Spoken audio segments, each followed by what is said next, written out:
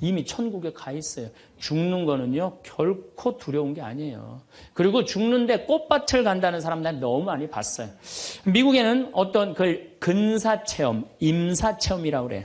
죽음을 경험한 사람들 2만 명한테 물어본 거. 죽었다 살아 돌아온 사람들 3시간, 5시간 의학적으로는 죽었다 이런 사람들 3시간, 5시간 후에 살아 돌아온 사람들 물어보니까 모두가 공통적으로 뭐라고 그래요? 꽃밭을 간다는 모두가. 그리고 빛이 있는 대로 빨리 올라간다는 거. 내가 94년도에도 99살 먹은 할머니야. 병자성사라는데 내 손에서 마지막 기름을 바르고 내가 마지막 사제경까지 해주는데 돌아가신 할머니가 있어요. 근데 싹 영혼이 정말 올라가는 게 보이더라니까요. 싹 너무너무 행복한 영혼이 올라가는 게 보이는 거예요. 그래서 죽음은 뭐가 있느냐 그러지만 죽음은요 우리는 하늘나라로 들려 올려지는 거예요. 유혹에 관해서 이야기를 하고 있습니다. 우리가 이 세상을 살면서 내 마음 안에 천사하고 악마가 동거를 하는데 신앙생활을 하는 이유는 천사가 승리하기 위해서 내 마음 안에 천사가 승리하기 위해서 신앙생활을 하는 거예요. 우리 인간은 나약하기 때문에 언제든지 악의 유혹에 넘어갑니다. 그러니까 예수님이 맨 마지막 주의 기도 바칠 때 악에서 구하소서 그러죠? 네, 우리가 악에서 오죽하면 예수님 맨 마지막에 그 기도를 했겠어요. 이 세상에 살아가면서 악의 유혹에 넘어가지 않을 사람은 한 사람도 없어. 매일 우리는 그 유혹에 넘어가요. 그 유혹을 물리칠 수 있는 능력이 바로 신앙생활이에요. 우리가 돌도로 빵이 되라고 그러는 거나 돌머리도로 서울대학 들어가라는 거나 다 뭐다? 욕심이다. 욕심이다. 욕심만 버리면은 우리 인간은 인생을 참 행복하게 살 수 있다. 예수님 말처럼 말씀이 가득 차 있으면은요, 인생이요, 조금 넉넉하지 않아도요, 즐거울 수 있어요. 미국의 제일 행복한, 우리나라도 마찬가지지만 제일 행복한 직업이 1위가 성직자예요, 성직자. 말씀이 있기 때문에 제일 행복한 말씀이 있기 때문에. 그래서 여러분들도 말씀이 내 마음 안에서 살아 움직일 수 있도록 깨어 기도해라. 그 아주 중요한 거예요. 원주 비행장이 있어요. 그래갖고 비행장이 있어서 재밌어요. 원주 비행장이 있어서 그 이글스라고 그 비행 전투단이 있는데 여기서 연습해. 우리 여기 평창 하늘에서 처음에 막 태극기 그릴 때 보면 막 엉망으로 그려요.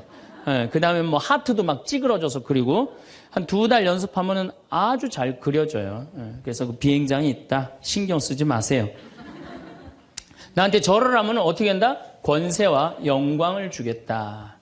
우리가 악마의 유혹에 빠져서 나 잘난 척, 교만하느냐고 다른 사람 무시하고 주님을 섬겨야 되는데 주님도 안 섬기고 세상에 나만 섬기라고 나만 잘났다고 우리 유혹에 많이 빠진다.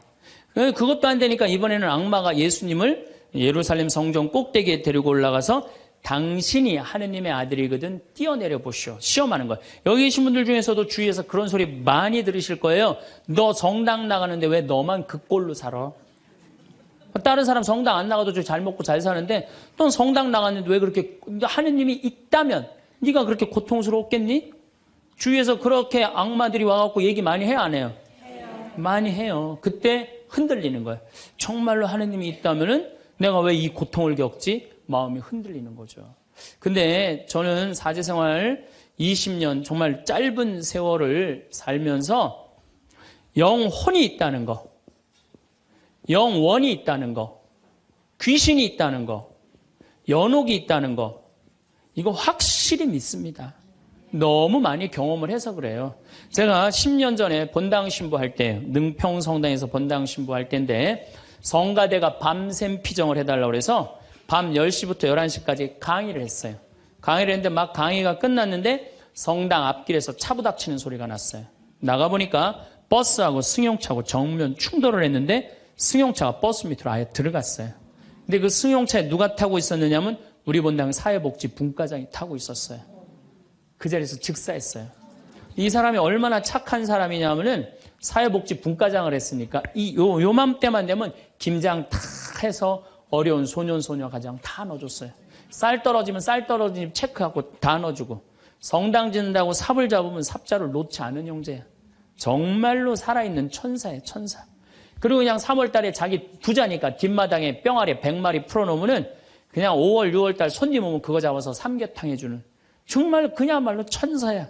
근데 그 자리에서 즉사를 한 거예요. 그래서 이제 부인이 시신을 분당 재생병원에서 옮겨갖고 새벽 2시에 다 뭐 검찰도 왔다 갔다 하고 그래갖고 새벽 2시에 시신 수습이 끝났어요. 그래서 상주들을 깨우러 간 거야. 근데 상주가 초등학교 5학년, 초등학교 3학년, 초등학교 1학년이야. 애들도 너무 예쁜 애들인데. 그래서 이제 엄마는 5살짜리 아이 저기 5학년 아이를 깨운 거야. 일어나봐라, 아들아. 근데 이 아들이요, 눈을 비비면서 엄마 나 이상한 꿈 꿨어. 그러는 거야. 무슨 꿈 꿨냐 그러니까 아빠랑 꽃밭을 가는데 너무 꽃밭이 예뻤다는 거예요. 막 천국같이 예뻤다는 거예요. 근데 그 꽃밭을 끝을 갔는데 손을 잡고 가는데 꽃밭 끝에 갔더니 계단이 하늘로 나 있는데 양쪽에서 날개 달린 천사가 우리 집으로 빨리 올라오라고 막 손짓을 했다고. 그래갖고 내가 올라가려고 했더니 아빠가 내 손을 딱 놓더니 지금부터 나 혼자 올라가는 거라고. 넌 나중에 올라가라고. 그래갖고 아빠가 막 올라가는 꿈을 꿨다는 거예요. 초등학교 5학년 아이가 아빠가 돌아가신 사실도 모르는 아이가. 이건 뭐예요? 이 아빠가 돌아가시면서 누구한테 보여준 거예요?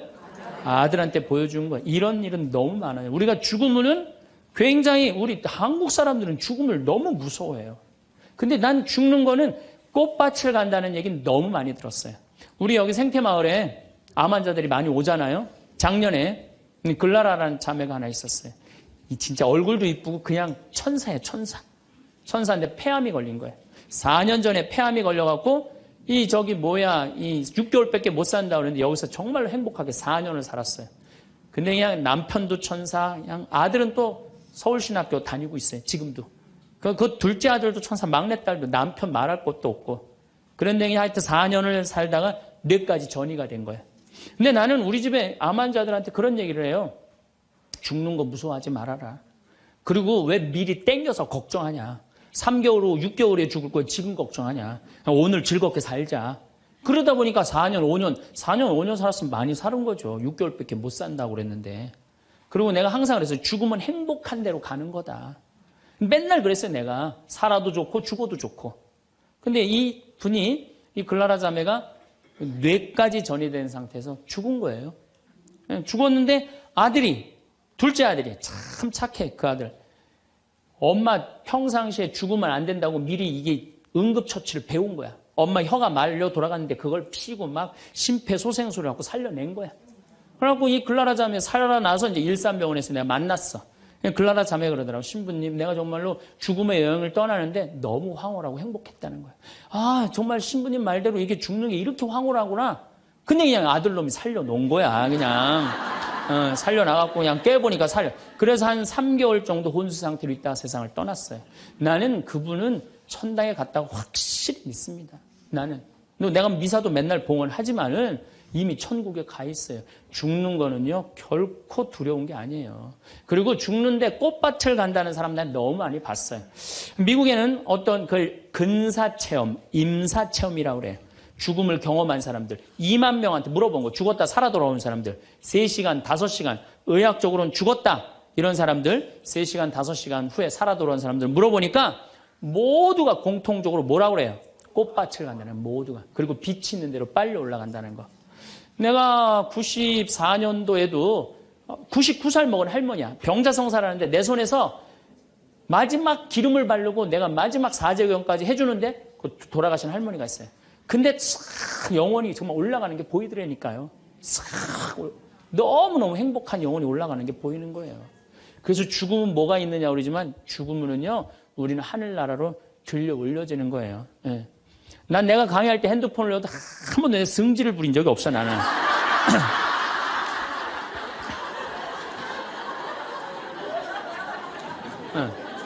하늘로 싹 불러 올라가는 거예요. 그래서 티베트에는 사자의 서라는 책이 있어요. 그 사자의 서라는 책을 보면은요, 죽으면은 꽃밭을 간다는 거. 동양이나 서양이나 거의 죽고 난 다음에 세상은요, 무섭고 깜깜한 데로 가는 게 아니에요. 근데 일본의 한 의사가 너무 힘들어서 자살을 했어요. 그랬더니 땅속으로 빨려 들어가는 거야. 근데 살아 돌아온 거야. 그리고 난 다음에 자살하고 살아 돌아온 사람 다 물어보니까 다 똑같은 경험을 했다는 거야. 그래서 돌아다니면서 뭐라 그래요? 자살하지 말라고. 죽어서 좋은 데 가려고 그러면은 자살하지 말라고. 그리고 강의하고 다니는 교수도 있어요. 죽고 난 다음에 세계가 너무 많은 거예요. 우리 죽고 난 다음에 뭐가 있냐고 그러지만 실질적으로 죽고 난 다음에는 하늘나라가 펼쳐지는 거예요. 그리고 여러분들 하느님 믿었으니까 어떻게 되는 거야? 어디로 가?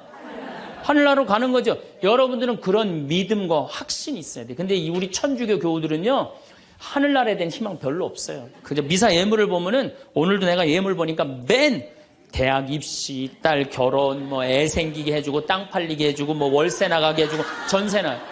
그건 미사 예물이 아니에요. 미사는 예수님의 십자가상의 제사를 통해서 우리가 구원의 업적을 쌓는 거예요. 구원의 공로를 나누어 받는 거예요. 그러니까 미사를 드릴 때 내 영혼이 구원받기를 간절하게 예물을 내야 돼. 근데 자기 이름을 쓰고 자기의 구원을 위해서 미사 예물 내는 사람 한 사람도 없어요. 다 자식, 남편, 부모를 위해서야지 자기를 위해서는 안 된다 이거예요. 내가 언젠가 방송에도 얘기했지만은 성 안셀모 성인이 살아서 자기를 위하여 드리는 미사 한 대는 죽어서 드리는 위령 미사 1000대보다 낫다고 그래. 근데 여러분들은 자기를 위해서 한 번도 안 드리는 거 아니에요. 내가 구원받기를. 여러분들 비오신부님 1918년서부터 1968년까지 50년 동안 오상받은 비오신부님 아시죠? 그 비오신부님 매일 피를 3분의 1컵을 쏟았어요. 의사 3명이서 평생을 감염이 될까 치유가 될까 옆에 붙어 있었는데 아무 소용이 없었어요. 이 비오신부님은 처음에 너무 고통스러워서 이거 붕대 감고 다녔어. 다른 사람 표시도 안 내려고. 근데 어쩔 수 없이 당신이 표시로 나오는 수밖에 없었죠. 이분은 미사를 보통 2시간, 3시간 드렸어요. 하고 온 많은 사람들이 이분 덕에 성화가 많이 됐죠. 근데 이분이 뭐라고 그래요? 미사야말로 가장 아름다운 구원의 제사라고 그랬어요. 미사를 가장 귀하게 여긴 현대 성인이에요. 그러니까 여러분들 미사처럼 좋은 게 없는 거예요. 그 미사 시간 예수님의 십자가상의 제사를 통해서 내 구원의 은혜를 받는 거야. 근데 우리는 죽고 난 다음에 생각 거의 안 해요. 그냥 살아서 디립다 받고 싶은 거지. 그냥 살아서. 이것도 내가 뭐 욕심에 욕심. 하늘나라에 대한 희망을 가져야죠. 어쨌든 또 더 재미난 거. 이것도 내가 방송에서 얘기한 건데 15년 전에 평택 비전동 본당 신부할 때 1월 첫 주에 엄마, 아빠, 딸 4명이 눈이 빨개져 갖고 왔어요. 자기네들 성당 다니고 싶다는 거예요. 원래 성당 안 다니는데. 왜 성당 다니려고 그러느냐? 그랬더니 아버지가 살아생전에 하느님이 있긴 뭐가 있느냐? 그 니네들이 예수쟁이들이 니네들 돈 뺏어 먹으려고 천당, 지옥 겁주는 거다. 죽으면 끝이다. 평생 그랬대요. 하느님을 믿느니 뭘 믿는다? 내 주먹을 믿는다. 맨날 그랬대요. 근데 이 할아버지가 12월 20일 날 돌아가신 거야. 돌아가셨는데 저승길이 있는 거야. 미치는 거지. 죽었는데 아무것도 없는 줄 알았는데 저승길이 있으니 얼마나 미치겠어요. 그래갖고 저승사자들한테 매달렸대요. 난 돌아가야 된다고. 그래갖고 아버지를 하관을 땅에다 묻는데 관을 두들기더래요. 뚜껑을 열어보니까 이건 진짜 내가 경험한 거예요. 뚜껑을 열어보니까 아버지가 살아 돌아온 거예요. 그러면서 저승 얘기를 해준 거예요. 저승길이 있더라. 너희들 정말로 하느님을 믿어라. 그리고 일주일을 살고 돌아가신 거예요, 할아버지.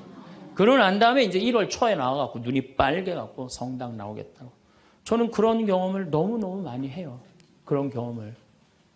또 제가 어떤 경험을 했냐면 내가 신학교 다닐 때 우리 집에서 성당 아무도 안 다녔어요. 성당. 그러니까 내가 신학교 들어갈 때 어머니가 뭐라고 그러냐면 내가 성당을 나가면 10손가락에 장을 찢은다고 그랬어. 당신이 김옥금인데 황옥금으로 바꾼다고 그랬어. 근데 어머니 정말로 어머니 마음을 돌릴 수가 없더라고요. 그래서 내가 맨날 부모를 위한 기도 맨날 바쳤어요. 신학교 때. 1학년 때도 효과가 없고 2학년 1학기 됐는데 어머니가 세례를 받은 거예요. 너무 신기해. 꿈에 교황님이 왔다는 거예요. 요한바울 2세 교황님이 와갖고 이 집이 신부가 날 집인데 네가 고집을 피면 어떻게 하느냐. 그래서 성당 나가기 싫었는데 어쩔 수 없이 나간 거예요. 당신 내 팔자가 신부 팔자인 줄 알고. 그러니까 우리 어머니가 보통 분은 아니에요. 꿈의 상대에도 교황님 아니면 상대를 안 하니까. 그런데도 그때도 네가 성당 나가라 했더니 내가 안 다녔다는 거예요. 그러니까 완고하셨어요. 근데 자꾸 어머니한테 이상한 일이 벌어지는 거. 어떤 일이 벌어지느냐 하면은 2학년 1학기가 끝나고 어머니가 세례를 받았는데 그 우리 2층 집에 중풍 걸린 형제가 하나 있었어요. 이분이 평생 절에 다니던 분이에요. 경기도 사회복지국장까지 하던 분인데 한 15년인가 누워 있었어요. 근데 죽기 일주일 전에 3일 전에 부인한테 여보 수녀님 좀 데리고 오라고. 그래서 부인이 그랬대. 당신이 무슨 수녀님이냐고. 당신은 평생 절에 다녔으니까 스님을 모시고 와야 된다고. 아니라고. 아래층 신학생이 다니는 성당에 수녀님을 모시고 오라고. 도대체 왜 그러냐고 그러니까 비행기가 한 대 우리 집에 왔는데 나 데리고 갈 비행기라고. 그래갖고 탔더니 신부님하고 수녀님이 꽉 차 있더래. 그리고 의자가 딱 하나 비었는데 수녀님 여기가 당신 자리라고. 그래갖고 이분이 세례를 받은 거예요. 대세 받고 성체 영하고 싶다 그래갖고 이건 성체까지 다 영해주고 그러고 돌아가신 거예요. 그러니까 그냥 굳이 부인이 남편이 그러고 세상을 떠났는데 그냥 성당 다니면서 우리 어머니한테 데모해달라. 우리 어머니는 견진도 안 받고 데모한 거 얼떨결해. 응, 응. 데모해달라고 데모해준 거죠. 어머니 입장에서 좀 이상한 거지. 근데 내가 학부 4학년이 됐는데 내가 하도 난리를 쳐갖고 우리 동네 세례를 많이 받았어요. 신학교 들어간 난리를 쳐갖고 한 30m 떨어진 집이 내가 학부 3학년 때 세례를 받았는데 아들이 교통사고로 죽은 거야. 다음에는 딸이 교통사고로 또 죽은 거야. 오토바이 쳐서. 이거 안 된다. 굿하자. 그래갖고 이제 굿을 하는 거야. 굿을 막 하는데 이 굿이라는 게 진호기 굿이에요. 죽은 영혼을 위로하는 굿을 진호기 굿이라고 그래. 처음에 억울하고 분한 영혼을 위로한다고 춤을 춰요. 막 춤을 추다가 그 영혼하고 접신을 해요. 그래갖고 그 영혼이 미처 해주지 못한 말을 전해주는 걸 공수라고 그래. 공수. 막 공수를 하는 거야.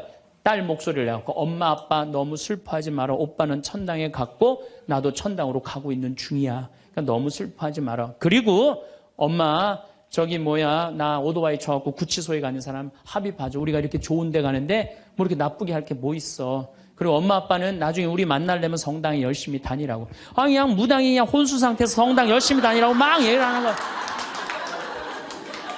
그러니까 그 굿이 끝나고 난 다음에 우리 집에 온 거예요. 우리가 이런 일이 있었다고.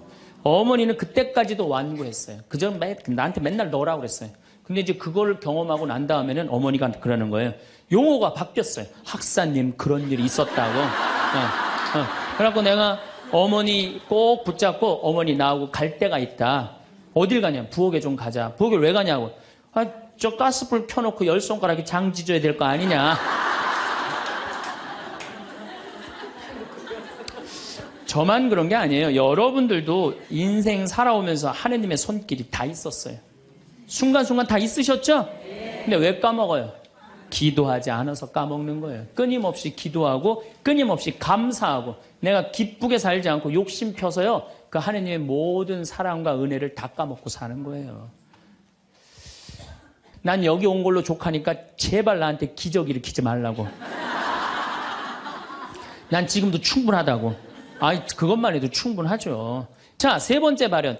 1917년 포르투갈 파티마의 발현이에요. 많이 들어보셨죠?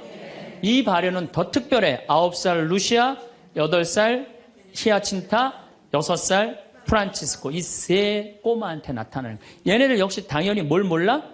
글 모르는 아이들이에요. 목동이에요, 목동. 맨날 양 풀어놓고 놀던 아이들이에요. 그런데 이 아이들은 더 특별한 일이 벌어집니다. 어떤 일이 벌어지느냐 하면은 1916년에 이 1차 세계대전 막 끝날 때 1916년에 천사가 나타나요. 3번 나타나요. 너희들한테는 특별한 분이 올 거니까 묵주기도를 열심히 해라. 이렇게 얘기를 해요. 마지막에는 성체까지 영해줘요. 천사가. 특별한 경우죠. 그래갖고 5월 13일 날, 1917년 5월 13일 날, 이날도 이 아이들이 막 양 풀어놓고 신나게 노는데 성모님이 떡갈나무 위에 탁 나타나는 거예요. 너무 아름다운 성모님이. 그래갖고 루시아, 히아친타, 프란치스코 너희들 매달 13일 날 여기 와줄 수 있겠느냐. 네, 오겠습니다. 나는 로사리오의 모후다. 여러분들 이 성모님이 그 유명한 그 계시가 뭐예요? 죄인들의 회개. 그렇죠? 그 다음에 또 뭐가 있어요? 연옥 영혼들을 위해서 기도하고 그 다음에 공산주의 회개를 위해서 기도하라는 그 세 가지 성모님이 내리신 계시죠. 뭐 당연한 거죠. 그런데 7월 13일 날은 이 루시아가 천당, 지옥, 연옥을 세 개를 다 봐요. 그리고 이 루시아는 오랫동안 살죠. 오랫동안 사는 히아친타하고 프란치스는 중간에 다 죽지만 어렸을 때 루시아한테는 특별한 성모님이 계시를 많이 했죠. 근데 9월 달에 사람들이 3만 명이 모여요. 3만 명이. 왜 3만 명이 모이냐면은 자꾸 너무너무 유명해지니까. 그런데 이때 꽃비가 막 내리는 거야. 근데 사람들한테 올 땐 다 녹아내리는 3만 명이 다 같이 경험을 하는 거예요. 10월 달에는 마지막 발현 때는 7만 명이 모여요. 7만 명이. 그런데 전날부터 폭우가 쏟아지는 거야. 폭우가 막 쏟아지고 그 차가 얼마나 많이 모였냐. 100대가 모이고 100대. 1917년에 차 100대면요. 엄청나게 많은 거예요. 마차 뭐 130대, 뭐 자전거 뭐 100몇 대. 그리고 7만 명이 걸어서 그냥 환자들 끌고 그냥 다 7만 전 세계에서 온 거예요. 유럽 전 세계에서. 근데 그냥 전달도 12시에 딱 오셨는데 아니 10월 13일 날 12시에 성모님이 나타난다는데 계속 폭우가 쏟아지는데 안 나타나는 거예요. 그러니까 성모님이 안 나타나니까 그 신부님이 뭐라 그래요? 한 신부님이 뭐라 그러냐면은 내가 이거는 일부러 여러분들 읽어주려고 내가 적어 갖고 왔어요. 이 전날 밤 그곳을 꼬박 세운 한 신부가 물었다. 몇 시에 오시니? 정오에 오십니다. 루치아가 대답했다. 그 신부는 시계를 본 후 다시 루치아를 보면 봐. 지금이 정오란 말이야. 그 부인은 거짓말쟁이라고 우리에게 말할 셈이니 그 신부는 참지 못하고 어린이들을 의심쩍어 했다. 그리고 또 시계를 보았다. 하지만 정오가 넘었잖아. 여러분 모두가 환상이라는 것을 모르시겠습니까? 있을 수 없는 일입니다. 성모님의 발현은 없다는 거예요. 집으로 가세요. 다들 집으로 가세요. 이래요. 근데 루시아는 부인께서 오신다고 하셨습니다. 신부님, 전 그분께서 약속을 지킬 것을 믿고 있습니다. 12시에 오기로 했는데 성모님이 안 오기로 루시아가 얘기를 했는데 근데 1시에 갑자기 비가 그쳐요. 난 또 성모님도 정말로 답답해요. 아니 12시에 오기로 했으면 12시 와야 될 거 아니야. 왜 1시간 동안 애를 괴롭혀 애들을. 1시에 갑자기 비가 맺히고 구름이 걷히는 거예요. 거치면서 태양이 비치는데 기가 막힌 장면이 벌어지는 거예요. 태양이 돌면서 무지개 색깔이 나면서 그리고 의심을 품었던 많은 사람들이 와요. 여기도 이제 그 내용이 나와요. 의심을 품었던 사람들이 뭐라고 그러냐면 하느님 우리 죄를 용서해 주소서 이렇게 얘기를 해요.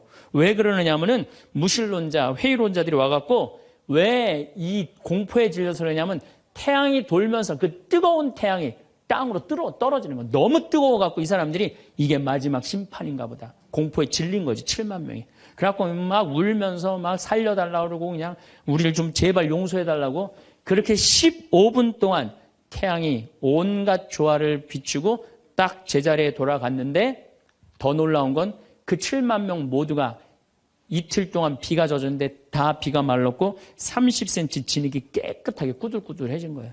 7만 명이 완전히 뭐 한두 명이 본 게 아니라 그 사진을 보면요 다 이러고 쳐다보고 있는 거예요. 하늘을. 이게 바로 파티마의 성모님이에요. 이렇게 아니 온 세상에 하느님의 현존하심이 명명백백한데 이제 파티마에 갈 거예요. 여러분들도 성지 다니세요. 예루살렘도 가시고 제발. 아니 개신교 다니는 분들은 어떻게 해서든지 돈 모아서 개 모아서 가는데 천주교들은 안 가. 우리 하늘나라에 대한 희망이 없어서 그래요. 어떻게 해서든 이 세상에서 복 받으려고 돈 조금 쓰는 거 아까운 거야. 내가 첫날 말했죠. 돈은 쓴 것만 내 돈이에요. 여러분들 아껴봤자 아무 소용 없어요. 그것도 성지순례 가기 위해서 어떻게 쓰셔요. 네. 자, 그렇다면은 아직도 나는 의심이 간다. 그렇다면 내가 가장 확실한 증거를 하나 댈게요. 그게 뭐냐면 예수님이에요. 예수님. 예수님이라는 분이 2000년 전에 이 세상에 왔다 가셨어요. 아니 그분이 안 왔다 갔다 하면 베드로라는 존재가 탄생했겠어요? 안 탄생했겠어요? 베드로라는 사람은 탄생할 수가 없어요. 베드로, 2대 교황, 리노, 3대 교황, 클레토, 4대 교황, 클레멘스, 알렉산더, 식스토 이래갖고 지금 교황이 265대예요. 2000년 동안 한 번도 끊어지지 않고 그 전승이 내려온 거예요. 예수님의 살아있는 모습을 보고 근데 베드로라는 인물이요. 어떤 인물이냐면은 어부였어요. 그 갈릴레 호수의 어부였어요. 그리고 사나이 중에 사나이였어요. 남자 중에 남자였어요. 예수님 정말로 지켰던 사람이에요. 마지막에 배신 좀 해서 그렇지. 네. 그런데 마지막에 예수님을 배신합니다. 정말로. 왜냐하면 그 스승이 그렇게 허망하게 죽을 줄은 꿈에도 몰랐거든. 그래갖고 배신하고 도망가 버려요. 네. 그런데 부활했다는 거야. 그래도 안 믿어요. 그래도 안 믿고 어떻게 갈릴레 호수 가고 물고기를 잡아요. 근데 또 나타난 거야. 미치는 거지 베드로는. 아니 그냥 죽었으면 한 일주일이나 한 달 후에 나타나면 얼마나 좋아. 계속 3일 만에 계속 나타나네. 그러니까 물속에 뛰어들고. 그리고 40일 동안 예수님하고 생활하면서 이 사람의 인생은 완전히 바뀌어요. 어떻게 바뀌느냐. 베드로가요 대단한 말 하지 않아요. 돌아다니면서 내가 예수님을 만났는데 이 예수님이 십자가에 못 박혀서 처참하게 돌아가셨는데 3일 만에 부활하셨다. 자, 내 예를 들면 좀 그렇고 여러분들 만약에 본당 신부님이 죽었는데 3일 만에 다시 살아났어. 완전히 땅까지 다 묻어놨는데 3일 만에 주일날 딱 나타나갖고 나하고 같이 밥 먹자 그러고 강론을 했어. 여러분들 주에 나가고 우리 신부님 죽었는데 3일 만에 살아나왔다고 얘기할 것 같아, 안 할 것 같아요? 아마 온 세상 돌아다니면서 얘기할 거예요. 그렇죠? 그 경험이 베드로한테 있었던 거예요. 그 예수님을 40일 동안 보고 가만히 있을 수가 없었던 거야. 이젠 죽음도 불사하는 거지. 그 12제자가 다 같이 경험한 제자 11제자가 온 세상을 돌아다니면서 그걸 전한 거예요. 그 전한 게 지금까지 우리한테 내려온 거야. 그러면 이 성서, 그 사람들이 이제 베드로가 전한 얘기를 적어갖고 성서 안에 예수님을 써놓은 거예요. 우리가 성서에 예수님이 한 말씀은 살아 움직이는 그분의 2000년 전의 현존이야, 현존. 그것만 읽어도 가슴이 아마 미어 터질 것 같아요. 근데 그냥 성서도 안 읽고 성지순례도 안 읽고 그냥 맨날 천장에 누워갖고 예수님 있는 거야 없는 거야 이러고 의심을 하고 앉아있으니 이게 얼마나 한심한 유혹에 얼마든지 빠질 수 있어요. 자, 그랬더니 이제 여러분들 이제 오늘 이제 신앙심이 생겼어. 좀 생겼어요? 네. 그래, 맞아. 생겼어. 이제 하느님은 확실히 계신 거야. 성모님도 있고 예수님도 있고 오늘은 굳건한 마음으로 믿음으로 돌아갔어. 오늘 잘 때요. 악마가 와서 뭐라고 그럴 것 같아요.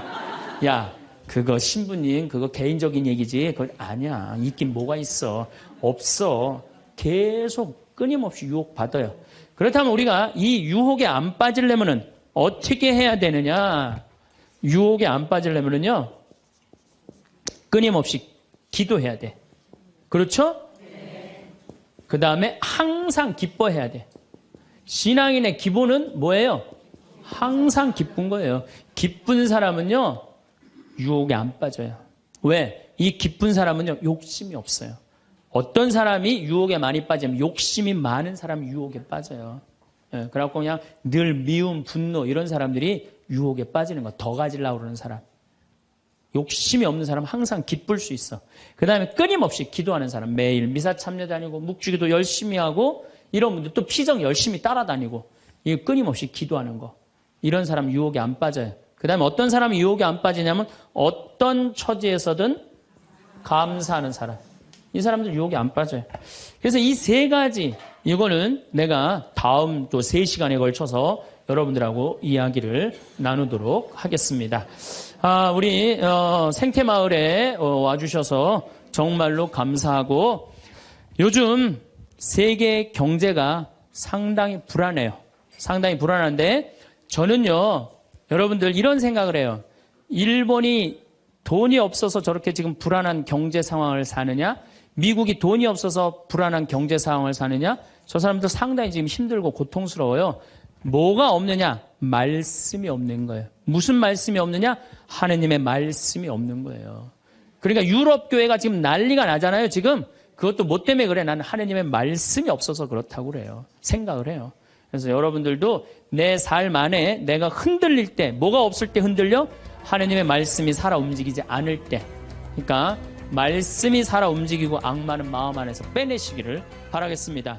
감사합니다. 행복에 관한 명언은 수많은 철학자, 작가, 지도자들이 남긴 깊은 통찰을 담고 있습니다. 행복에 관한 몇 가지 명언 공유합니다. 아리스토텔레스. 행복은 우리의 행동에서 비롯됩니다. 달라이 라마. 행복은 이미 준비된 것이 아니다. 그것은 당신의 행동에서 비롯된다. 에이브러햄 링컨. 사람은 누구나 자신이 마음먹은 만큼 행복할 수 있다. 헬렌 켈러. 당신이 한쪽 문이 닫히면 다른 쪽 문이 열린다. 하지만 우리는 종종 닫힌 문을 너무 오래 보기 때문에 우리를 위해 열린 문을 보지 못한다. 조지 산타야나. 행복은 감정을 통해 성취되지 않고 성취와 자유를 통해 성취된다. 마하트마 간디. 행복은 당신이 생각하는 것, 말하는 것, 그리고 행동하는 것이 조화를 이루는 것이다. 엘리너 루즈벨트. 미래는 자신이 가진 꿈의 아름다움을 믿는 사람들의 것이다. 이 명언들은 각각의 맥락에서 행복에 대한 다양한 관점을 제시하며 우리가 행복을 추구하는 데에 있어 많은 영감을 줍니다. 평온한 오늘 되시기를. 감사합니다. 우리가 이 출세, 학벌, 돈, 외모만 매달리지 않고 나 생긴 대로만 사는 사람은요, 너무 즐겁게 살아요. 우리나라 직업 행복 지수 1등이 사진작가예요. 사진작가. 사진 찍는 사람들이 제일 행복하대요. 자연 다니면서 마음껏 세상을 다 담을 수 있잖아요. 얼마나 좋아요. 그러니까 여러분들 내가 원하는 일을 지금부터 찾아서 하라는 거예요. 여러분들 쉽게 안 죽어요. 여러분들 앞으로 지금 50대신 분들 손 들어보세요. 50대신 분들 손 들어보세요. 나 50 넘었다. 여러분들 앞으로 60년 남아있어요. 60년 동안 밥 먹고 자고 이 일만 할 수 없어요. 내가 원하는 일을 하다 죽어야 돼. 원하는 일을 하다 죽어야 돼. 지금부터 그 일을 찾아 나서야지 여러분들 행복해요. 우리가 이 세상을 살면서 악마의 유혹에만 안 빠지면 세상 참 행복하게 살 수 있어요. 악마는 주로 우리 예수님한테 광야에서 했던 유혹처럼 돈에 대한 유혹, 빵에 대한 유혹, 절을 하면 권세와 영광을 준다는 이 권세와 영광에 대한 유혹, 그 다음에 하느님이 계실까 안 계실까 예루살렘 성전에서 뛰어내려 보라는 신앙의 유혹을 우린 늘 받고 살아요. 일생을 살면서. 아마 여기 계신 분들 중 그 유혹에 안 빠질 수 있는 분은 단 한 분도 없어요. 늘 빠져요. 근데 그 유혹을 극복할 수 있는 방법이 데살로니가 전서 5장 16절에 나와 있어요. 항상 기뻐하여라. 끊임없이 기도하여라. 어떤 처지에서든 감사하여라. 여러분들 어때요? 세상 사는 거 기쁘세요? 안 기쁘세요? 기뻐요? 근데 항상 기뻐요? 그게 문제예요. 성서에는 뭐라고 나왔어요? 항상 기쁘라고 그랬어요. 우리가 80평생을 산다고 보면은 일을 하는데 26년을 쓴대요. 일을 하는데 잠을 자는데 한 23년을 쓴대요. 그걸 밥 먹는데 6년을 쓴대요. 그 다음에 사람 기다리는데 6년을 쓴대요. 그리고 텔레비전 보는데 10년을 쓴대요. 근데 너무 기뻐갖고 막 웃으면서 그 기쁨을 만끽하는 거는 22시간 3분밖에 안 된대요. 80평생에. 항상 기쁜 게 아니야. 항상 기쁜 게. 근데 성서에는 항상 기쁘라고 그랬는데 우리는 22시간 3분밖에 안 기쁘단 말이에요. 여러분들 월세 살고 전세 살 때 꿈이 뭐예요? 나는 17평 아파트라도 내 이사 안 다니고 내 집 하나 가졌으면 원도 한도 없겠다. 그래갖고 정말로 열심히 돈을 모아갖고 17평짜리 아파트를 샀어. 방 2개짜리인데 너무 좋은 거야. 이제 이사 안 다녀도 되니까. 그래갖고 쓸고 닦고 그냥 그 방 2개 그냥 빛이 번쩍번쩍 나요. 그렇게 행복하게 사는데 갑자기 친구가 참이슬 아파트 32평짜리 아파트 이사간 친구가 나 이 32평 아파트 샀다고 집들이 한다고 오라고 그래갖고 그 집에 딱 갔는데 이런 우리 집 17평이 그 집 베란다에 들어가게 생긴 거야. 그때부터 기뻐요 안 기뻐요? 안 기뻐요. 이때부터 목표가 바뀌어요. 17평에서 뭘로 바뀌어요? 32평으로 바뀌어. 그래갖고 그냥 허리띠를 졸라매. 제일 만만한 게 뭐야? 교무금이야. 7만 원 내던 거 그냥 3만 원으로 딱 줄이고 열심히 그냥 한 10년을 모았어. 10년을 모았는데 모아갖고 경남 아파트 32평 샀어. 32평 사갖고 그냥 너무 행복한 거야. 근데 이 32평에는 안방에 샤워실도 있고 화장실도 있는 거예요. 온 세상을 다 얻은 것 같아. 그냥 너무 행복한데 아니 친구가 천당역 분당에 50평짜리 아파트 샀다고 초대를 하네. 거기 가보니까 우리 집 32평이 어디에 들어가게 생긴 거예요? 그 집 거실에 들어가게 생긴 거야.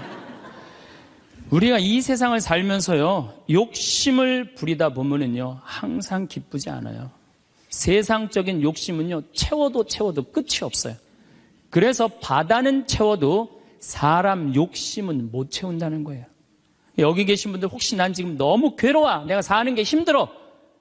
뭐 때문에 힘드느냐면 지금 현실이 힘든 게 아니에요. 여러분들 욕심이 너무 많아서 힘든 거예요. 이유는 다른 거 하나 없어요. 그런데 우리가 목표가 하늘나라인 사람, 나는 이 세상적인 게 날 좀 실망시킨다 하더라도 이 세상적인 출세를 좀 못했다 하더라도 나의 최종 목표는 하늘나라다. 정말로 아름다운 꽃이 있고 아름다운 사람들이 있고 성모님이 있고 하느님이 있고 예수님이 있고 오늘 채칠야 성녀 같은 그런 정말 아름다운 분들이 있는 그곳에 내가 간다라는 희망을 가진 사람은요, 이 세상적인 게 날 좀 실망시킨다 하더라도 항상 기쁘게 살 수 있어요. 그런데 이 세상에 욕심만 부리다가 하느님 믿지도 않고 하늘나라에 대한 희망을 두지 않는 사람은 마지막에 빈털터리로 갈 수 있다는 얘기입니다. 제가 평창에서 우리 생태마을에 한 100명 정도 시각장애자들이 와서 강의를 들었어요. 근데 그냥 강의를 너무 재밌게 듣는 거예요. 그래서 당신들 뭐가 그렇게 재밌느냐 그러니까 신부님, 우리는 눈에 뵈는 게 없어서 행복해야 되는 거예요. 눈에 뵈는 게 없어서. 여러분들, 우리는요, 그분들은 눈에 뵈는 게 없어서 행복하다고 그러는데 우리는 왜 안 행복하냐면 너무 보는 게 많아서 불행한 거예요. BMW, 벤츠, 그 다음에 남하고 비교하는 거야. 내 자식하고 남 자식하고 비교하는 거야. 내 자식은 요것밖에 안 됐는데 남 자식은 뭐 서울대학에 무슨 뭐 변호사에 뭐 판사에 검사에 의사에 내 자식 꼬라지는 요것밖에 안 되고 그러니까 불행한 거예요. 한국 사람들이 왜 불행한 줄 알아요? 모두 출세해야 돼. 그냥 이 세상에서 전부 다 출세. 여러분들 출세하면 행복할 것 같아요?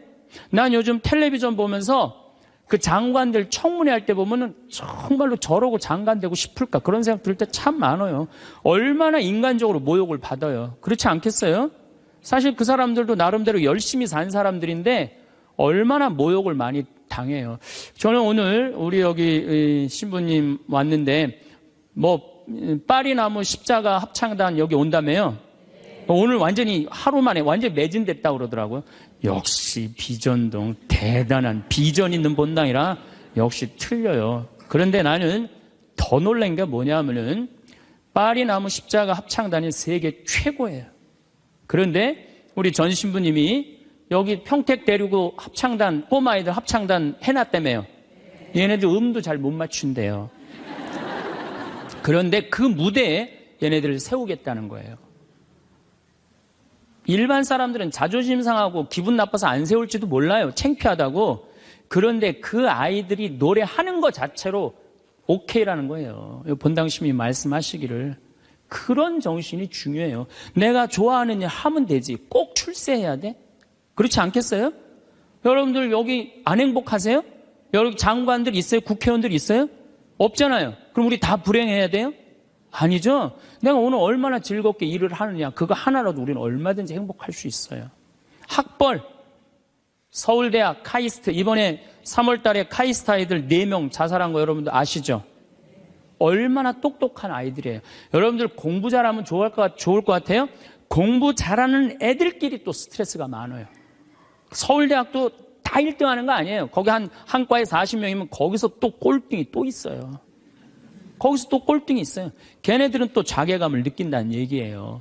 그래서 학벌 내가 뭐 우리나라의 그 좋대는 대학 최고의 대학 졸업한 남편을 둔 부인들 얼굴 밝은 부인들 별로 못 봐요. 하도 남편이 잘난 척을 해갖고 거기에 눌려갖고 그냥 찌그러져서 사는 여자들 많이 봐요. 그러니까 학벌 좋다고 내 자식 뭐 그냥 서울대 나왔다고 이 내 딸 결혼시키는 결코 지혜로운 게 아니에요. 그래서 우리는 너무 출세, 학벌, 돈, 이 돈도 제가 보기에는 돈이 우리가 행복을 결정해 주는 것 같지는 않아요. 저는 요즘 뭐 이 입시철만 되면은 막 교수들이 막 돈 받고 그냥 부정 입학시키고 감옥에 들어가고 그 박사까지 돼서 교수까지 돼서 그 돈이 많으면요 더 많은 유혹에 빠지는 거예요. 제일 행복한 사람이 어떤 사람인지 아세요? 1 더하기 1은 2라고 내가 벌은 만큼만 쓰는 사람이 제일 행복해요. 근데 또 어떤 사람이 불행한 줄 아세요? 자기가 번 걸 쓰지도 못하고 죽는 사람들 많아요. 보면 9개 번 사람은요 10개 채우려고 1개 더 모으려고요 9개 손도 못 대고 죽는 사람들 많아요. 99개 가진 사람은 100개 채우려고 99개 쓰지도 못하고 죽는 사람들 많아요. 돈은요 제가 지난번에도 강의를 했듯이 내가 쓴 것만 내 돈이에요. 내가 쓴 것만. 살아오면서. 여러분 이제까지 살아오면서 여행 다니고 맛있는 거 먹으러 다니고 성당 봉헌하고 여기 이 땅 사는데 위대한 일 하신 분들 땅값 내고 이것만 내 돈이에요. 내가 여기 비전동에서 제일 열받을 때가 언제였느냐면은 IMF 때 여기 내가 있을 때 터졌거든요. 근데 우리 교우들 20억, 30억 날라간 교우들 많아요. 여기 안에. 근데 술이 취해갖고 나한테 와갖고 뭐라는 줄 알아요? 신부님 이렇게 망할 줄 알았으면은 하루아침에 날릴 줄 알았으면 성당에 봉헌이라도 많이 할 걸. 내가 이 성당에서 내가 그 경험을 했다니까. 제일 열받는 거야. 다 잃어버리고 후회하지 말고 언제 해요? 있을 때 하세요. 있을 때. 그러니까 여기 지금 땅 산 거 열심히 봉헌하세요. 돈이 나를 행복하게 하는 건 아니에요. 또 우리나라 사람들은 외모를 너무 따져. 외모를. 이 네 가지가 우리나라 사람들이 기쁘지 않는 이유 중에 하나래요. 그래갖고 그냥 텔레비전 보면 그냥 저는 요즘 나이를 먹어서 그런 게 아니라 연예인을 구분을 못 하겠어요. 다 그놈이 그놈 같고 그 여자가 그 여자 같아요. 다 똑같이 생겼어. 어떻게? 그런데 얼굴 잘생긴 남자들 여러분들 같이 살아보는 여기 자매님들 어때요? 속 끓어요 안 끓어요? 끓어요. 얼굴 남자 얼굴은요 그저 둥글둥글하니 투실투실하니 그냥 후덕한 그런 얼굴이 제일 좋은 거예요. 잘생겨봤자요 바람이나 피고 골치 아파요. 또 여자 얼굴 이쁘면은 그거 피곤해요. 이 남자 저 남자 찝쩍찝쩍 거려서. 얼굴은 그저 나같이 씹다 뱉은 수제비 같이 생긴 게 제일 좋은 거야. 제일 좋은 거예요. 우리가 이 출세, 학벌, 돈, 외모만 매달리지 않고 나 생긴 대로만 사는 사람은요 너무 즐겁게 살아요. 우리나라 직업 행복 지수 1등이 사진작가예요. 사진작가. 사진 찍는 사람들이 제일 행복하대요. 자연 다니면서 마음껏 세상을 다 담을 수 있잖아요. 얼마나 좋아요. 그러니까 여러분들 내가 원하는 일을 지금부터 찾아서 하라는 거예요. 여러분들 쉽게 안 죽어요. 여러분들 앞으로 지금 50대신 분들 손 들어보세요. 50대신 분들 손 들어보세요. 나 50 넘었다. 여러분들 앞으로 60년 남아있어요. 60년 동안 밥 먹고 자고 밥 먹고 자고 이 일만 할 수 없어요. 내가 원하는 일을 하다 죽어야 돼. 원하는 일을 하다 죽어야 돼. 지금부터 그 일을 찾아 나서야지 여러분들 행복해요. 그 시각장애우들이 신부님 우리 눈에 뵈는 게 없어서 행복하다 그러더니 그분들이 우리 생태마을 앞마당에 보면 강이 내려다 보여요. 강이 내려다 보이는데 내 형제가 이 시각장애자인데 눈에 열이 너무 많았고 눈을 차라리 빼버리는 장애우들이 많아요. 그래서 아예 빼는 교우들도 있어요. 근데 눈을 정말로 다 뺀 형제 넷이서 그 강을 이렇게 내려다 보면서 내려다 보는 건지 안 내려다 보는 건지 잘 몰라도 얘기를 하는 걸 내가 들었어. 야 베드로야, 내가 우리나라 참 많이 다녀봤는데 이렇게 경치 좋은 데는 처음이라는 거예요. 그래서 내가 물어봤어요. 아니 뭐가 그렇게 경치가 좋은지 당신이 어떻게 아느냐고. 신부님 강물 소리 들리지 않느냐 이거야. 그 다음에 새소리 들리지 않느냐 이거야. 그 다음에 느티나무가 있는데 바람에 느티나무 흔들리는 소리 들리지 않느냐. 그 다음에 5월 달에 꽃이 만발했는데 이 꽃 향기 미친다는 거. 맑은 공기에. 아니 눈이 없는 우리 보이지도 않는 우리 시각장애우들도 이렇게 경치 좋은데 처음이라는데 우리는 그냥 두 눈을 다 뜨고 이 아름다운 별도 보고 하늘도 보고 단풍도 보고 이 평택 들판도 보는데 내가 안 기쁘다. 이 사람들 어때요? 영적으로 단단히 병든 것 같지 않아요? 혹시 여러분들 지금 난 안 기쁘다. 이분들 영적으로 병든 분들이에요. 이게 눈 지금 뜨고 있는 것만 해도 얼마나 은혜 놓은 거예요. 눈 하나 갈아 끼는데 1억이야 1억. 두 개 갈아 끼면 2억이야 2억. 지금 나 쳐다보고 있는 분들 여기 지금 2억 깔고 지금 쳐다보고 있는 거예요. 엄청나게 부자들이 여기 앉아 있는 거 지금. 자 여러분들 심장 하나 갈아 끼는데 5천, 간 갈아 끼는데 7천, 신장 갈아 끼는데 3천이에요. 그럼 요거 합치면 3억 5천이에요. 그런데 오늘 아침에 이 중국의 사형수들 장기 매매를 한다고 그러죠? 참나 깜짝 놀랐어요. 이 간 하나 매매하는데 1억 5천이래. 신장 7천만 원. 다 따블이야 보니까. 이 공식적으로 인터넷에 나온 자료보다 훨씬 더 비싸요. 그러니까 여러분들 그걸로 따진다면 여러분들 기본적으로 지금 한 6억 지금 갖고 있는 거예요.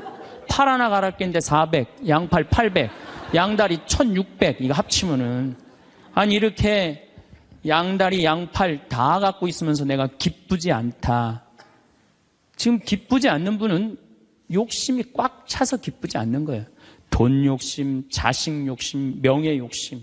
이 욕심을 아직 못 채웠다고 지금 기쁘지 않고 맨날 짜증 부리고 신경질 부리는 거예요. 지금 이렇게 건강한 몸으로 지금 집에서 여기 성당까지 걸어 오셨다. 여러분들은 무조건 행복해야 되고 기뻐야 돼요. 여기 여기 자해원에 한번 가보세요. 여기 뇌수정에 걸린 아이들 뇌가 얼마나 큰지 몸보다 머리가 더 커요. 얘네들은 평생 일어나질 못해요. 그러니까 점점 머리가 커지다가 20살도 못 넘기고 죽어요. 평생 한번 일어나 보지도 못하는 거예요. 근데 여러분들은 지금 걸어서 2다리를 여기까지 와서 앉아있다. 그럼 무조건 삶의 충만함, 살아있는 거에 대한 희열을 느끼셔야 돼. 난 정말로 건강하게 살아서 내가 움직이고 있구나. 근데 난 지금 얼굴에 그냥 기쁨이 하나도 없어. 이분은 뭔가 영적으로 병이 든 분이에요. 치료가 필요해, 영적으로. 그럼 어떤 사람이 기쁘냐 하면은 긍정적인 사람이 기뻐요. 부정적인 사람은 기쁘지 않아요. 세상을 삐딱하게 보는 분들은 안 기뻐요. 보면은 장사 안 돼도 대통령 탓, 고수도 안 돼도 대통령 탓, 내가 이렇게 지질이 못 사는 것도 부모 탓, 다 남 탓하는 사람은요, 기쁠 수가 없어요. 남 욕하는 사람은 행복하지가 않다는 거예요. 그래서 항상 긍정적으로 말해야 돼. 경제학자 파레토라는 사람이 있는데 이 사람이 개미들 있죠, 개미들. 개미들이 참 부지런한 곤충이잖아요. 그래갖고 개미를 관찰을 해봤어요. 그랬더니 개미들이 100마리가 왔다 갔다 하는데 놀랍게도 먹을 걸 물고 왔다 갔다 하는 거는 20마리밖에 안 된대요. 나머지 80마리는 그냥 왔다 갔다 하는데 그냥 아무것도 안 하고 그래갖고 너무 신기해갖고 요 20마리를 또 모아갖고 또 100마리를 만들어 놓으니까 처음에는 다 물고 왔다 갔다 하더니 조금 지나더니 20마리만 먹을 걸 물고 왔다 갔다 하고 나머지 80마리는 그냥 왔다 갔다 하는데 어느 공동체나 열심히 일하는 사람은 20%예요. 나머지 80%는 그냥 왔다 갔다 하는 거예요. 성당도 똑같아요. 성당도 보면은 성당 와서 미사해설하고 나 오늘 저녁 너무너무 맛있게 먹었는데 저녁 준비하고 뭐 성당에서 봉사하는 사람은 20%고 나머지 80%는 그냥 왔다 갔다 하는 거야. 가방 들고. 근데 본당 신부가 그 20%에 초점을 맞추느냐 80%에 초점을 맞추느냐에 따라서 본당 분위기는 하늘과 땅 차이예요. 80% 그냥 왔다 갔다 하는 사람 맨날 욕해. 당신들 그래갖고 천당 가겠느냐. 당신들 그렇게 살아서 예수님한테 상 받겠느냐. 맨날 욕먹어. 그러면 20% 열심한 20%가 무슨 생각을 하냐면 나는 뭐야? 난 정말 집안일도 다 뒤로 하고 하느님 일 이렇게 열심히 하는데 칭찬 한 번도 받은 적이 없어. 그럼 그 사람들 기운 빠져요. 성당 분위기 쫙 떨어지는 거예요. 그런데 그 20% 당신들 때문에 우리 성당 움직인다. 당신들은 하느님이 보내준 천사다. 정말로 고맙다. 이러면 20%가 으쌰으쌰 해갖고 신나게 움직이면은 나머지 80%도 얼떨결에 따라오는 거예요. 이게 바로 성당 분위기예요. 긍정적인 면을 강조하느냐 부정적인 면을 강조하느냐 엄청난 차이가 나요. 여러분들 남편들 100% 마음에 들어서 데리고 살아요? 한 20%만 마음에 들어도 데리고 사는 거예요. 술은 안 먹지 않느냐, 때리진 않지 않느냐, 월급은 제때제때 갖다 주지 않느냐. 만약에 마음에 안 드는 80%만 맨날 말하면요, 그 부분은 못 살아요. 긍정적인 걸 보는 거 중요한 거예요. 내가 여기 비전동에 5년 있다가 경기도 광주 능평성당이라는 데를 갔어요. 저 개인적으로는 이 비전동이 사실은 우리 수원교구에서도 최고의 본당이라고 자부를 해요. 교우들도 정말로 착하고 말 잘 듣고. 근데 딱 갔더니 여기는 우리 박건순 신부님이 딱 저조소 했는데 거기 가보니까 아무것도 없어. 그냥 성당은 천막에다가 옆은 콘테이너에다가 바닥은 맨 흙이야. 그리고 그냥 바닥에 흙에서 막 원추리 붓꽃이 막 피는 거야. 제대 꽃꽂이가 필요 없어. 알아서 펴주니까. 갔는데 분당 요한성당에서 500명을 주고 경기도 광주에서 100명을 주고 경기도 죽전성당에서 150명을 줬어요. 750명이야. 딱 갔는데 안 그래도 성당도 허접한데 아니 그 죽전에 사는 그 교우들이 우리 쪽으로 주교님이 발령을 냈단 말이에요. 이제 능평성당으로 가라고. 근데 거기서 전화가 왔어요. 교우들이.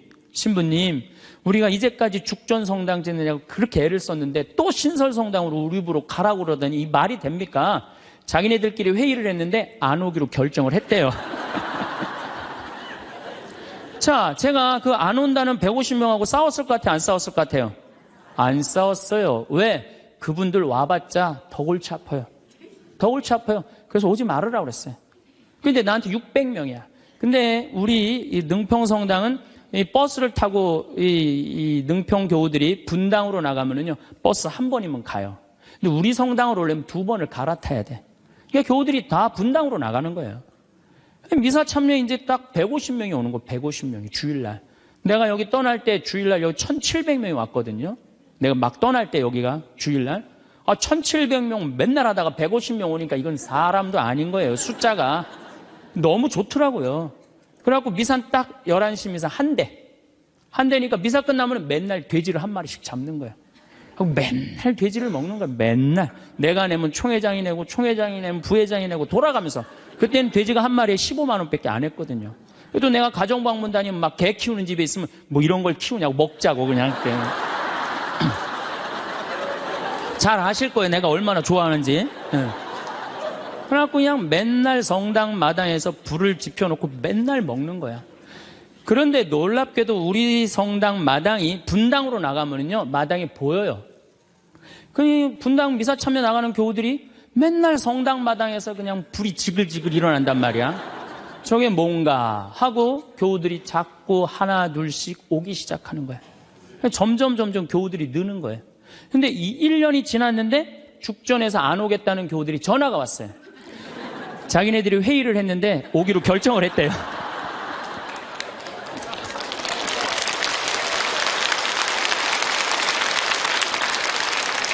그래서 제가 오지 말라고 그랬겠어요? 오라고 그랬겠어요? 대환영이라고. 그래서 오라고 떠났던 교우들이 다 오는데 교우들이 1,000명이 됐어요. 1년에. 근데 또 이제 아파트가 조금씩 들어가고 2년 만에 2,000명이 됐어요. 그냥 너무 즐겁더라고요. 또 거기는 교우들이 그 시골 교우들이라 산에 가고 개구리 잡아오고 뭐 하여튼 난 환경운동하는 신부인데 너구리 잡아오고 별걸 다 잡아와. 이거 뭐 신부님 이거 개고기라고 그러고 거짓말하고 막 먹이고 너무 행복했어요. 그 예수 부활 대축일 끝나고 저기 막 사순절 끝나고 예수 부활 대축일 미사 끝나고 난 다음에 숫자가 조금이니까 엠마오를 가도 회장단하고 안 가고 본당 교우들 다 가자. 우리 그땐 또 IMF 망해갖고 노는 사람이 너무 많았어요. 다 가자니까 너무너무 좋아하는 거야. 내가 애들한테 물어봤어요. 초등학교, 중고등학교 애들한테 야, 니네들 지금 학교 가는 게 중요하냐? 예수님 부활해갖고 지금 우리 엠마오 가는데 엠마오 가는 게 중요하냐? 그랬더니 애들이 엠마오 가는 게 중요하다는 거예요. 야외 학습 신청해. 그래갖고 엠마오 100명씩 데리고 평창에 놀러 가고. 너무너무 즐거운 거예요. 점점 즐거운 거. 교우들이 3년째 됐는데 성당을 자꾸 짓재는 거예요. 이제 교우가 2,000명으로 늘어나니까. 나는 안 짓는다. 얼마나 아름다우냐. 그냥 땅바닥에서 그냥 원추리 붓고 피고 그러는데. 아니, 짓재는 거예요. 그럼 저 보자. 그래갖고 3년 9월에 시작해갖고 4년 부활절 입당을 했어요. 7개월 만에 성당을 줬어요. 7개월 만에. 우리 교우들이 봉헌식 하는 날, 또 봉헌식 하는 날도 내가 초등학교 애들한테 물어봤어요. 얘들아, 지금 하느님 집이 젖었는데 학교가 중요하냐? 성당 봉헌하는 게 중요하냐? 성당 봉헌하는 게 중요하대요. 그래서 니네들 오후 2시에 봉헌시니까 오전에 학교 갔다가 조퇴 다 하고 와라. 애들이 조퇴하고 100명이 왔어, 100명이. 수요일 날 봉헌식을 했는데. 그냥 교우들이 그래, 우리가 언제 이렇게 성당을 줘서 봉헌을 했느냐고. 나는 3억 목표가 고객 만족이 아니라 고객 기절이에요. 교우들이 기절할 때까지 나는 한다. 그래서 여러분들 여기 어른들 바닷가 갔던 거 생각나요? 700명? 가서 그냥 3박 4일 동안 기절하면서 놀았잖아요. 근데 그때도 내가 이루지 못한 일을 여러분들이 올해 우리 전 신부님이랑 저 앞에 땅 사신 거 너무 대단한 거예요. 기쁨은요, 모든 일이 일어나는 거예요. 그러니까 교우들이 기절한 상태에서 너무 행복하니까 자기 주머니에서 돈 나가는지도 모르고 막 내는 거예요. 깨보니까 성당이 젖은 거예요. 깨보니까. 기쁨은요, 모든 일이 이루어져요. 분열이 있고 미움이 있고 징후가 있는 데는요, 아무 일도 안 일어나지만은 기쁨이 있는 데는요, 기적이 일어나게 돼 있는 거예요. 그래서 여러분들, 우리가 기쁘게 사는 거는 아주 중요해요. 기쁘게. 그 어떤 사람이 기쁘냐? 긍정적인 사람이 기뻐요. 긍정적인 사람이. 성모님은 긍정적이셨을까요? 착했을까요? 성모님 100번 긍정적이에요. 처녀한테 천사가 나타났어. 마리아, 너 아이를 가질 것이다. 저는 처녀인데요. 아마 착한 여자였다면 이렇게 얘기했을 거예요.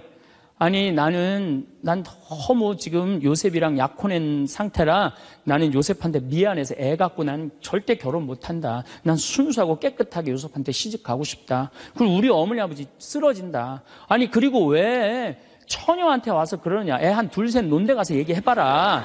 분명히 그랬을 거예요. 근데 성모님은 굉장히 긍정적이셨어요. 당신을 통해서 인류의 구세주가 탄생한다 그러니까 이 몸은 주님의 종입니다. 그대로 저에게 이루어지기를 바랍니다. 한번 해보자는 거예요. 얼마나 적극적이고 긍정적이에요. 이렇게 적극적이고 긍정적이셨기 때문에 인류 구세주의 어머니가 된 거예요. 그래서 나는 긍정적인 여자가 좋지, 난 착한 여자는 좋아하지 않아요. 나는 착한 여자가 난 싫어요, 사실은. 착한 여자 짜증나요, 짜증나. 우리 생태마을에 50, 60이 다 돼갖고 암이 걸려갖고 오는 분들 많아요. 특히 자매들. 근데 이렇게 얘기를 해요. 신부님, 나 평생 집안 위해서 고생하고 희생하고 내가 참고 견디고 살았는데 맨 마지막에 이렇게 암이 걸려갖고 내 인생을 돌아보면 남는 게 아무것도 없다고. 정말로 억울하고 분하다고. 그럼 나한테 막 울고, 난 이런 여자들 짜증나요. 누가 그렇게 살래요? 집에서는 엄마가 행복해야 돼. 집에서는 엄마가 행복해야 돼요. 무슨 얘기냐면은, 나 지금 남편이 맨날 바람 펴. 남편이 맨날 빚졌어. 시어머니 모시는 거 너무너무 지겨워. 그래갖고 맨날 머리 하얀 거 딱 띄고 그냥 맨날 누워있어. 그래갖고 애가 그냥 학교 끝나고 엄마 나 학교 다녀왔어. 그냥 저 집 식구만 보면 신경질이 나는데 애까지 학교 다녀왔고 그래서 나보고 어쩌라고. 이러는 엄마는요, 애들이요, 집을 겉돌기 시작해요. 겉돌기 시작해. 엄마가 행복하지 않는 집 애들은요, 집 밖을 나가 떠돌아다니게 돼 있는 거예요. 맨날 지겨워 죽겠다. 입만 열면은. 죽었으면 좋겠다. 이렇게 말하는 엄마 있는 집의 자녀들은요, 집에 안 들어가요. 집에 들어가면 맨날 엄마가 입에서 나오는 소리가 죽었으면 좋겠다, 지겨워 죽겠다, 내 팔자야, 이러면은요, 애들은 겉돌기 시작하는 거예요. 그러면 겉돌아갖고 나가갖고 떠돌아다녀서 3년을 떠돌아다니면요, 진짜 골치 아픈 애가 돼서 돌아와요. 근데 엄마가 너무너무 기뻐. 엄마는 학교 다녀왔어. 우리 아들, 딸 수고했어. 공부하느냐고 얼마나 힘들었어. 엄마가 맛있는 간식 사놨거든, 만들어놨거든. 딱 안아주면은요, 애는 간식 먹으면서 집에서 행복하게 살 수 있어요. 집에서는 누가 행복해야 돼? 엄마가 행복해야 돼. 그러니까 여기 계신 분들, 내가 행복한 게 결국은 누가 행복한 거야? 자식이 행복한 거예요. 그러니까 누구한테 잘해줘야 돼? 엄마한테, 본인한테 잘해줘야 돼요. 희생한다고 그게 훌륭한 게 아니에요. 참는다고 그게 훌륭한 게 아니에요. 집에서는 누가 행복해야 되냐면 아내가 행복해야 돼, 아내가. 근데 우리나라 대한민국의 아내들은요, 희생하고 인내하고 참아요. 더욱이 성당 다닌 사람들은 자기가 십자가 진다고 생각하고 파마 한번 하면은 보통 제대로 좀 잘 뽑으려면 한 10만 원 정도 들고, 여기 뭐 트리트먼트, 영양 이거 하려고 그러면 한 20만 원 정도 들잖아요. 그러니까 그 돈이면, 이 돈이면 차라리 뭐 한다? 이 돈이면 차라리 애 학원을 한 번 더 보낸다. 이 돈이면 내가 살림살이를 하나 더 한다. 그리고 자기는 파마를 어떻게 해? 3만 원짜리 철모 뒤집어 쓴 거 딱 하고 1년 내내 풀어지지도 않는 거 그냥 딱 쓰고 있는 거예요. 난 그런 여자가 싫다는 거예요. 그런 여자가. 그래갖고 이제 아침에 이제 남편이 출근할 때 보면 막 또 그게 또 부풀러갖고 사자 머리 풀어 헤쳐놓은 것처럼 막 이러고 눈 이상하게 또 여보 다녀와. 다녀오게 하고 난 다음에 다녀오라고 그러죠. 허벅지 트어진 치마도 좀 입고 가슴 파인 것도 입고 향수도 딱 뿌리고 머리도 딱 한쪽으로 딱 묶고 예쁘게 하고 여보 다녀와. 그래야지 남편이 야, 나 이쁜 마누라 이거 위해서 내 다녀와야 돼. 이런 생각이 들지. 그냥 머리는 뭐 그냥 이래고 그냥 잠도 그냥 개슴치레하고 다녀오라고 그러면. 근데 또 대한민국 남자들은 착해요. 또 다녀오랜다고 저녁에 여보 나 다녀왔어. 근데 아직도 사자머리를 하고 그냥.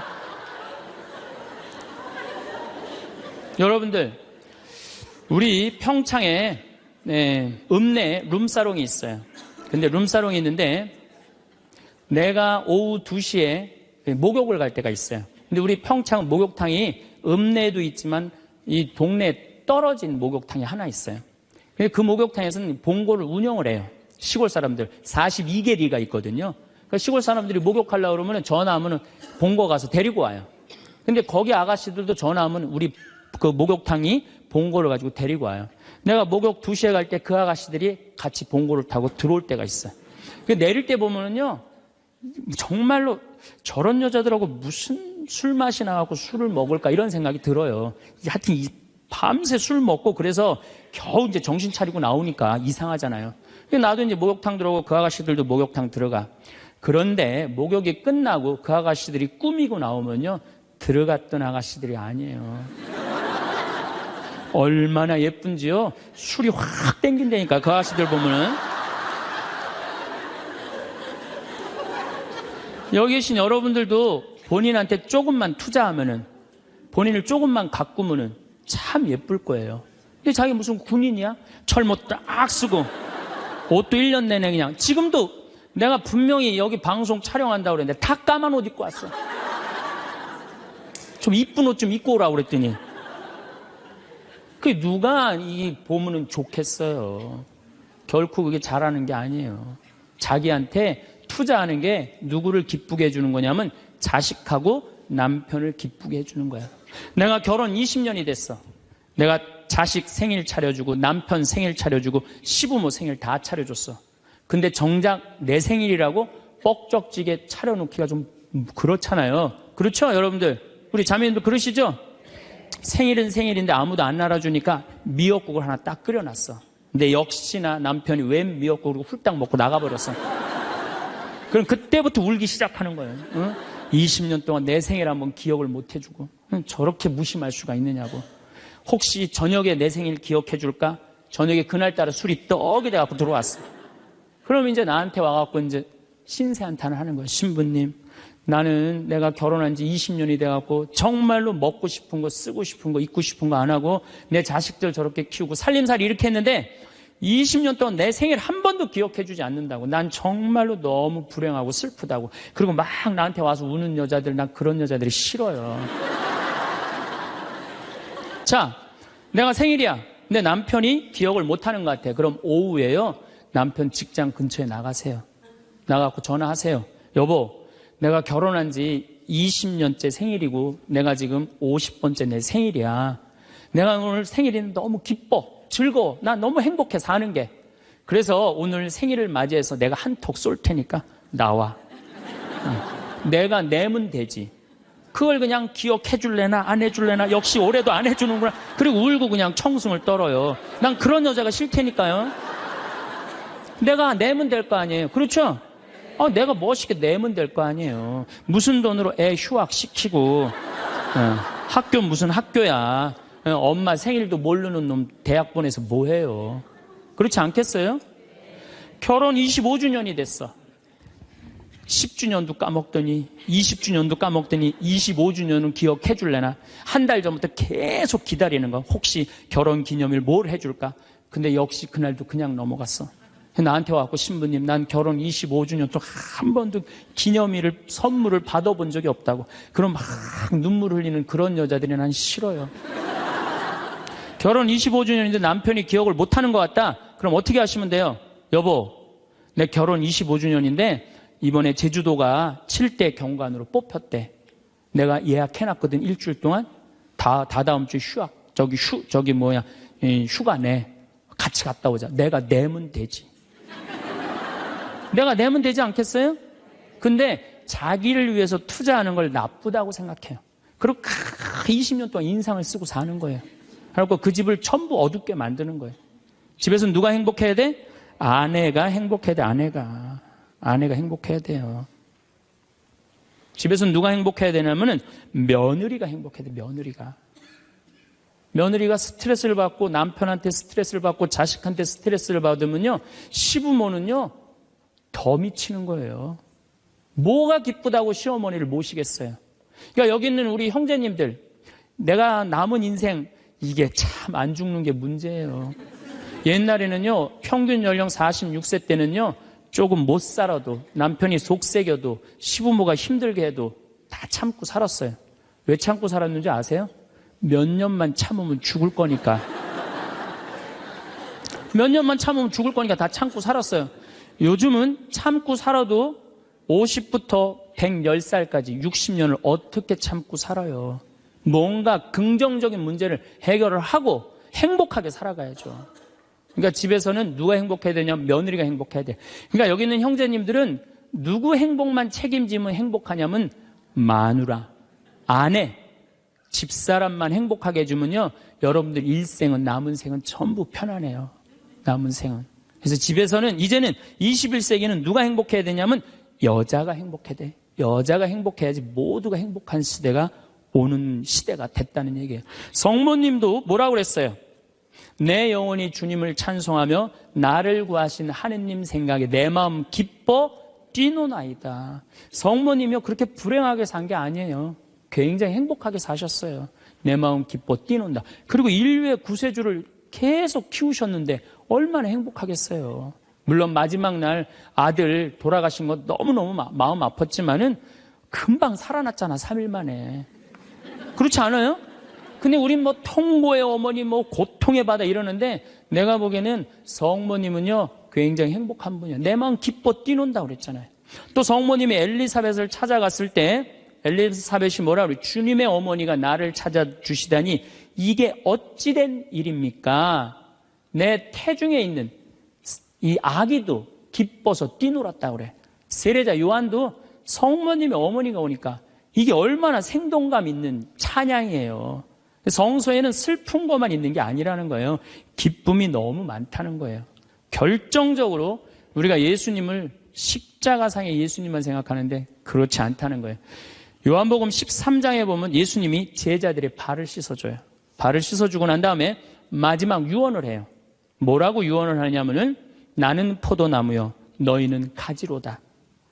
너희들이 정말로 내 옆에 붙어 있으면은 많은 열매를 맺을 것이다. 내 곁에 떠나지 말아라. 나하고 하나가 됐으면 좋겠다. 그리고 제자들을 향해서 뭐라 그래요? 아버지, 이 사람들이 하나 되게 해주십시오. 아버지와 내가 하나이듯이 이 사람들도 하나 되게 해주십시오. 그리고 나는 간다. 내가 가야만이 누가 오신다? 성령께서 오신다. 너 성령께서 오시면 너희들은 물어볼 게 아무것도 없다. 그리고 맨 마지막에 이런 말씀을 하세요. 내가 이 말을 너에게 하는 이유는 내 기쁨이 너희 안에 흘러 넘치게 하려는 것이다. 자, 예수님이 제자들의 발을 씻어줬어요. 최후에 만찬을 했어요. 그리고 마지막 유언을 했어요. 유언 맨 끝에 뭐라고 그랬냐면 내가 이 말을 하는 이유는 내 기쁨이 너희 안에 흘러 넘치려는 것이다. 지금은 고통의 시간이 다가오지만은 나중에 마지막 날에 하늘나라의 문이 열리면 너희들은 물어볼 것도 아무것도 없고 그 하늘나라를 얻었다는 기쁨에 너희들 가슴이 터질 것이다. 그러니까 여러분들 내가 구원받았다는 확신이 있는 사람들은요 이 세상 힘들어도 이 세상이 좀 나를 실망시킨다 하더라도 내가 마지막에 하느님 아버지 집에 간다라는 확신이 있다면은 어떨 것 같아요? 항상 기쁠 수 있어요. 항상 기쁠 수 있어요. 근데 여러분들이 지금 어디에 욕심이 꽉 차 있느냐면은 이 세상에 욕심이 꽉 차 있는 거예요. 그렇기 때문에 여러분들이 참 신앙인이 못 되는 거예요. 신앙의 기본은 기쁨이다. 그래서 사도 바오로가 저는 항상 기뻐하여라. 이 말 굉장히 심오한 얘기 같아요. 그러고 난 다음에 끊임없이 기도하여라. 이거 아주 또 중요한 얘기죠. 여러분들 어떠세요? 우리 천주교 교우들 기도 참 열심히 해요. 근데 무슨 기도를 열심히 하느냐면 간구 기도를 너무 열심히 해. 이 미사 지향을 내가 우리 생태마을에 피성 참 1년 내내 많이 와요. 구역장님, 반장님들, 노인대학, 레지오, 별 개인 프레스티움, 별 단체가 다 와요. 정말 열심한 사람들이 우리 생태마을에 오세요. 근데 미사 지향을 보면은요, 기가 막혀요. 전부 뭐냐면은 대학 입시 합격해달라는 거.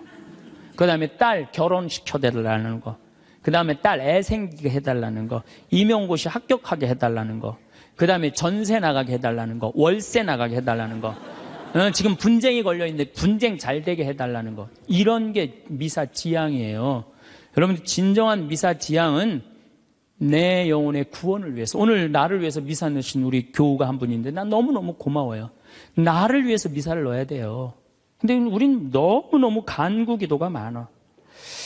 간구 기도를 자꾸 하느님께 드리다 보면은 내가 신앙이라는 건 내가 하느님의 뜻을 실천하려고 신앙생활하는 거예요. 근데 간구 기도를 자꾸 하다 보면은 나중에 보면 하느님이 내 뜻을 실천하고 있어. 하느님이. 그러니까 내가 하느님의 종이 아니라 누가 내 종이 돼 있어? 하느님이 내 종이 돼 있는 경우가 너무 많아. 하느님 내 종이 돼 있는 경우가. 그 신앙이 올바르지 않아요. 여러분들 자녀들이 30살까지 키워놨어. 그랬더니 자녀가 와갖고 어머니 아버지 나 이렇게 30살까지 키워주셔서 너무 감사합니다. 차를 좀 그랜저로 바꿔드릴까요? 핸드폰을 좀 좋은 걸로 큰 걸로 바꿔드릴까요? 텔레비전 LED로 바꿔드릴까요? 집을 천당역 분당으로 옮겨드릴까요? 이런 자식은 토요일날 온다면 기다려져요, 안 기다려져요? 기다려지죠? 근데 올 때마다 엄마 나 이번에 우리 애가 대학 들어가는데 엄마 학비 좀 대줘. 거기 땅 있잖아. 그거 팔아갖고 학비 좀 손자 학비 좀 대줘. 엄마 나 차 좀 바꿔줘. 엄마 나 집 좀 강남으로 가게 좀 돈 좀 줘. 맨날 올 때마다 징징거리면서 달라고 그러는 자식. 엄마 나 토요일날 집에 갈게. 그러면 무서워요, 안 무서워요? 무섭죠? 하느님도 똑같아요. 이렇게 하면 눈 두 개 콧구멍 두 개 그냥 다 주셨는데 여러분들이 묵주기도 9일기도 책 딱 펼치고 묵주 딱 붙잡으면요 하느님이 깜짝 놀라는 거야. 이번 때 뭘 달라고 저게 또 9일기도 시작하나. 그렇게 많이 줬는데 헌금이나 많이 하면서 달라면 내가 이해를 해. 여러분들 1,000원짜리하고 10,000원짜리가 길 가다가 만났대요. 1,000원짜리가 10,000원짜리한테 물어봤대요. 너 요즘 어떻게 지내느냐? 그랬더니 10,000원짜리가 나 요즘 너무 바쁘다고 한국 시리즈 야구 구경도 가야 되고 연극도 보러 가야 되고 갈비도 먹으러 다녀야 되고 여행도 다녀야 되고 교회도 다녀야 되고 너무 바쁘다고. 이 파리 나무 십자가 공연도 보러 가야 되고 너무 바쁘다고. 그러니까 10,000원짜리가 또 예의상 1,000원짜리한테 물어봤어요. 그러는 너는 어떻게 지내느냐 그랬더니 1,000원짜리 하는 말이 나는 사는 게 하나도 재미가 없어. 그날이 그날 같고 매일 똑같아.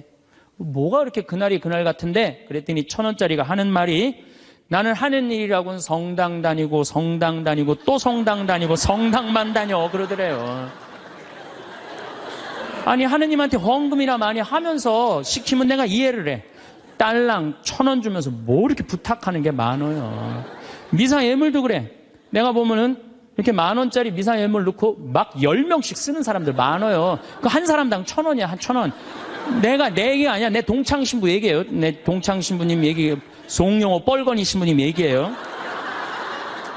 나 좋은 거 배웠어요. 그 신부님한테. 아니, 하느님한테 미사 예물을 내면서 1,000원을 내면서 10,000원을 내면서 10명을 쓰면 어떻게 해. 그러니까 하느님이 1,000원 받고 너무 바빠요. 1,000원 받고. 헌금이나 많이 하면서 달라면 내가 이해를 해. 딸랑 1,000원 하면서 그냥 자꾸 간구 기도를 하다 보면 하느님을 시험하게 돼요. 자꾸 간구 기도를 하다 보면. 하느님은요, 감사 기도, 찬양 기도를 드릴 때요, 여러분들, 하느님께 뜨거운 마음이 생기는 거예요. 내가 행복하려면 나에게 투자하는 것의 중요성을 강조하는 명언 공유 드립니다. 워렌 버핏 자기 자신에게 투자하라. 당신의 인생에서 가장 중요한 자산은 바로 당신 자신이다. 벤자민 프랭클린 배움에 대한 투자는 최고의 이윤을 가져다 준다. 윌리엄 패더 자기 자신을 믿어라. 당신이 가지고 있는 무한한 잠재력에 투자하라. 자기 개선을 통해 당신은 원하는 어떤 것이든 이룰 수 있다. 벤자민 프랭클린 지식에 대한 투자는 가장 높은 이자를 낸다. 집론 자기 자신을 개발하라. 당신의 삶의 질은 당신의 자기 개발에 대한 투자에 비례한다. 루이자 메이 알콧 당신 자신을 사랑하고 돌보는 것은 당신이 다른 사람들에게 줄 수 있는 최고의 선물이다. 톰 홉킨스 당신 자신에게 투자하는 것은 가장 확실한 투자이다. 그것은 당신의 능력과 가능성을 최대한 발휘할 수 있게 해준다. 오프라 윈프리 마이너스 당신이 자신을 더 잘 알게 되면 당신의 꿈을 이루기 위한 가장 좋은 방법을 찾을 수 있다. 로빈 샤르마 자기 자신에게 투자하는 것은 성공적인 삶을 위한 필수 조건이다. 마이너스 로빈 샤르마 피터 드러커 자기 자신을 향상시키는 것은 평생 동안 지속되어야 할 여행이다. 이 명언들은 자기 자신에게 투자하는 것이 개인의 성장과 성공에 얼마나 중요한지를 잘 나타냅니다. 오늘도 평안하시길. 감사합니다.